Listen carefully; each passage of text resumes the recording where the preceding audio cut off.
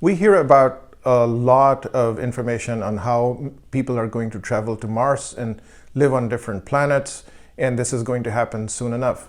What apparently we have not thought about is how the human body is going to function on the way to another planet and on another planet.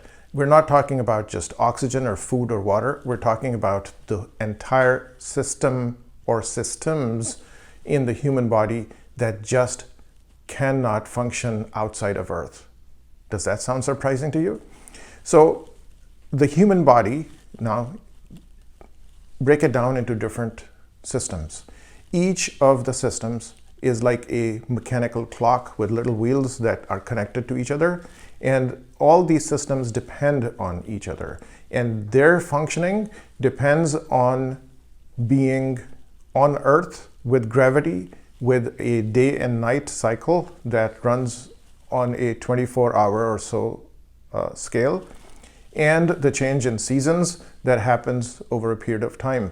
Now, given the variation in different parts of the Earth, some people live way up north, some way down south, some close to the equator, the human body can adapt to those changes.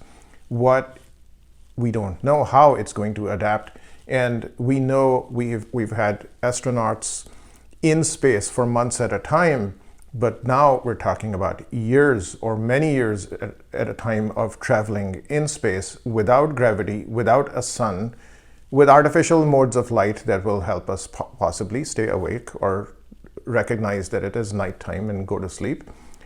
But each system gets disrupted even when we travel from one time zone to another.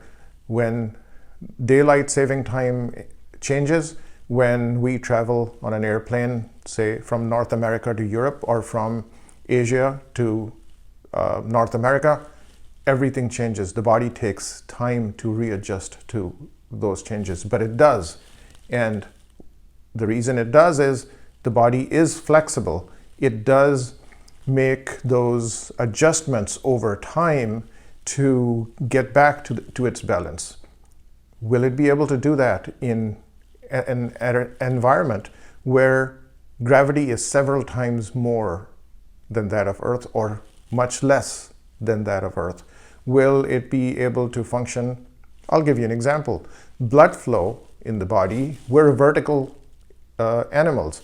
So how come the heart is up here in the chest, and when blood flows down into the legs, how does it come back up to the heart?